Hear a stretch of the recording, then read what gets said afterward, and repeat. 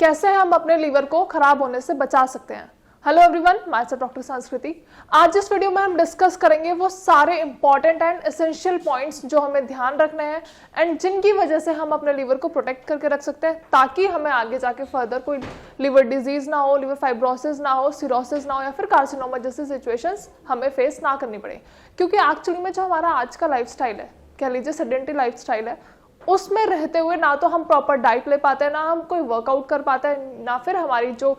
एक रूटीन है daily life का वो हेल्दी है। तो कौन कौन से ऐसे इंपॉर्टेंट पॉइंट्स हैं जिनको आपको याद रखना है, या फिर कौन कौन से ऐसे फैक्टर्स हैं जिनकी वजह से आपको लिवर डिजीज होने के चांसेस हैं। सबसे पहले अगर हम बात करते हैं, दैट इज ओवरवेट या फिर ओबेसिटी। ओबेसिटी एक ऐसा कॉमन फैक्टर है जिसकी वजह से ना सिर्फ लिवर डिजीज बल्कि आपका किडनी डिजीज या फिर आपके बॉडी में मेटाबॉलिक एक्टिविटीज में बहुत सारे डिटोरिएशन आ सकती है। लेकिन अगर हम बात करते हैं लिवर के पर्सपेक्टिव से, तो एक इंपॉर्टेंट पॉइंट है, that is non alcoholic fatty liver. Fatty liver के चांसेस बहुत ज्यादा रहते हैं ओबीस पीपल में, क्योंकि आपकी बॉडी में जितना भी फैट है वो सब एक्यूमुलेट होता रहता है लिवर के ऊपर, और लिवर कहीं ना कहीं वीक होना शुरू हो जाता है, जिसकी वजह से और ज्यादा फैट एक्यूमुलेट हो जाता है and that results into fatty liver. Fatty liver की वजह से बहुत सारी बॉडी में एडिशनल प्रॉब्लम्स आती हैं। आपके लिवर का साइज इंक्रीज हो जाता है, जिसकी वजह से आपको बहुत ज्यादा राइट साइड में पेन होना शुरू हो जाता है। अगर आप नॉर्मल टच भी करते हो, जैसे आप डॉक्टर को बता रहे हो कि डॉक्टर साहब मुझे यहाँ पे पेन है, तो अगर आप टच भी करते हो तो आपको इतना ज्यादा सीवियर पेन होता है कि यू कांट इवन टच। तो अगर ये सारे सिम्टम्स आपको देखने को मिल रहे हैं या फिर ये सारी प्रॉब्लम्स हैं, तो आपको करना क्या है, आपको अपना वेट मिनिमाइज रखना है, आपको वेट बढ़ने नहीं देना है, और आपको ऐसी डाइट स्पेशली नेग्लेक्ट करनी है जिसमें फैट का एक्यूमुलेशन ज्यादा हो, जो सैचुरेटेड फैट जिस डाइट में ज्यादा हो वो आपको नहीं लेनी है। अभी तो हमने बात कर ली ओबेसिटी की, ये क्योंकि ये एक बहुत बड़ा कारण है जिससे लिवर डिजीज होने के चांसेस होते हैं। Second if we talk about, that is alcohol. आपको अल्कोहल एक मॉडरेट अमाउंट में लेनी है। अगर आप बहुत ज्यादा अल्कोहलिक हो तो आप प्लीज अपनी अल्कोहल को मिनिमाइज रखो, कम रखो। मैं अल्कोहल लेने से मना नहीं कर रही हूँ, लेकिन लेट मी टेल यू कि एक मिनिमाइज्ड अमाउंट, दैट इज एक ड्रिंक एक दिन में वुमेन के लिए हेल्दी मानी जाती है, और 2 ड्रिंक्स एक दिन में एक मेन के लिए हेल्दी मानी जाती है। लेकिन अगर आप इससे ज्यादा ड्रिंक ले रहे हो तो आप कहीं ना कहीं अपनी बॉडी पे इंपैक्ट डाल रहे हो, और ना सिर्फ लिवर, आपकी किडनीज पे भी फर्क पड़ना शुरू हो जाता है और धीरे धीरे उनकी फंक्शनिंग कम होती चली जाती है। अब आपको ये तो पता है कि हमारी बॉडी में particular organ particular functions perform करते हैं, और एक ऑर्गन बहुत सारे फंक्शन भी परफॉर्म करता है, दैट इज लिवर। लिवर की अगर हम बात करें तो 500 से 600 फंक्शंस लिवर परफॉर्म करता है। लेकिन आपकी कुछ ऐसी गलतियों की वजह से, जैसे वेट बढ़ जाना, आप अल्कोहल लेना, फैट्स लेना, बाहर का खाना खाना, इन सब की वजह से आपकी बॉडी में बहुत सारी प्रॉब्लम्स देखने को मिलती हैं, बहुत सारी डिजीज देखने को मिलती हैं। तो आपको करना क्या है, अभी तक जो मैंने दोनों पॉइंट्स बताया उनका तो पर्टिकुलरली ध्यान रखना ही है। एक तो आपका वेट ना बढ़े, दूसरा आप अल्कोहल ज्यादा ना लें। अब अगर हम बात करते हैं थर्ड इंपॉर्टेंट पॉइंट की, that is avoid using medicine without consultation of doctor.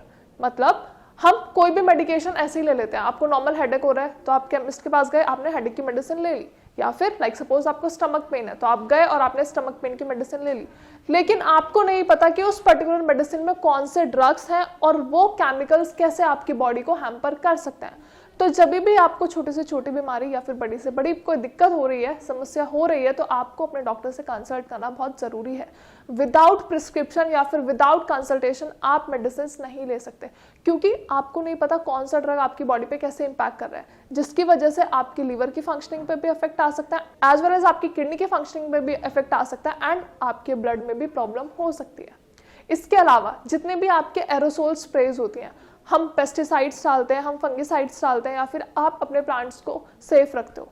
उसमें जो भी हम स्प्रेज यूज करते हैं, आपको पर्टिकुलरली ये ध्यान रखना है कि वाइल स्प्रेइंग आपके हैंड्स कवर होने चाहिए, आपकी बॉडी अच्छे से कवर होनी चाहिए, आपकी बॉडी का कोई भी एक पार्ट ऐसा नहीं होना चाहिए जो उस पेस्टिसाइड के कांटेक्ट में आ जाए, क्योंकि ये कहीं ना कहीं जब हम स्वेलो कर लेते हैं या फिर आप कह लीजिए हम इन्हें इनहेल कर लेते हैं, या फिर आपकी बॉडी पे कहीं टच हो रहा है और लाइक सपोज आपने वो हैंड अपने फेस पे लगा लिया, फिर अपने टंग पे टच कर लिया, तो उसकी वजह से अनवांटेड फंगस या फिर कह लीजिए बैक्टीरिया या वायरस आपकी बॉडी में रिजल्ट कर जाता है, आपकी बॉडी में इनटेक हो जाता है, इनवाइट हो जाता है, जिसकी वजह से हमारी बॉडी की फंक्शनिंग धीरे धीरे धीरे धीरे खराब होनी शुरू हो जाती है, और अल्टीमेटली लिवर पे बहुत ज्यादा इंपैक्ट आता है। इसके अलावा और कौन कौन से पॉइंट्स हैं जो आपको ध्यान रखना है, that is your healthy diet. आप कौन सी डाइट ले रहे हैं, आपकी डाइट में कौन से पर्टिकुलर न्यूट्रिएंट्स हैं, विटामिन्स हैं, प्रोटीन्स हैं, कार्ब्स हैं, कौन सा कितने अमाउंट में लेना है, इसका आपको पर्टिकुलरली ध्यान रखना है। या फिर आप कह लीजिए आपकी बढ़ती हुई डाइट या फिर आपकी बेकार डाइट आपके लीवर पे बहुत ज़्यादा इम्पैक्ट डाल सकती है एंड आपको फैटी लीवर होने के चांसेस भी हो सकते हैं। क्योंकि अगर हम शुरुआती दौर में बात करें तो फैटी लीवर एक ऐसा सिम्टम है जो इनिशियली हमें दिखाई देता है, उसके बाद आप लीवर सिरोसिस, लीवर फाइब्रोसिस जैसी कंडीशन से भी डील कर सकते हो। लेकिन इनिशियली अगर आपको समझ में आ रहा है कि आपको फैटी लीवर जैसी समस्या हुई है तो आप प्लीज़ केयरफुली सारे प्रिवेंटिव मेजर्स का ध्यान रखते हुए अपनी मेडिकेशंस लीजिए, अपनी डाइट कंट्रोल करें एज वेल एज अपनी exercises, normal proper workout like walking, jogging, running, हल्का वार्म अप, ये सारी एक्टिविटीज अपने डाइट में या फिर अपनी हेल्दी रूटीन में आप एडप्ट कर सकते हो। अब एक लास्ट पॉइंट के बारे में हम बात करेंगे, that is avoid contact with blood या फिर निडल्स। निडल्स से मतलब क्या है, हम कभी भी हॉस्पिटल जाते हैं या फिर आप वैक्सीनेशन के लिए जाते हो तो पर्टिकुलरली ध्यान आपको ये रखना है कि आप किसी और के ब्लड से टच में ना आए।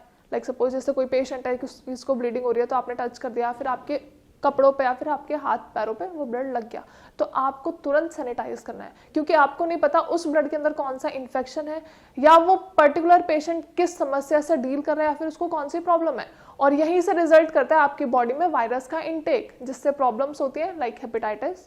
और पर्टिकुलर प्रॉब्लम्स होती है जो अल्टीमेटली आपकी बॉडी पे इम्पैक्ट डालती है, आपकी लीवर पे इम्पैक्ट डालती है। अब अगर हम बात कर लेते हैं वैक्सीनेशन की, तो आपको अगर बहुत ज़्यादा वायरल इन्फेक्शन होने के चांसेस रहते हैं या फिर आप बहुत ज़्यादा प्रोमिनेंट हो इन्फेक्शंस के, तो आपको हेपेटाइटिस की वैक्सीन तो एटलीस्ट लगवा ही लेनी है, क्योंकि हेपेटाइटिस ए, बी एंड सी ये बहुत ज़्यादा इम्पैक्ट डालते हैं हमारी बॉडी के ऊपर, बॉडी वीक हो जाती है, आपके लीवर की फंक्शनिंग भी खराब हो जाती है। अगर आपको ये सारी प्रॉब्लम्स हैं या फिर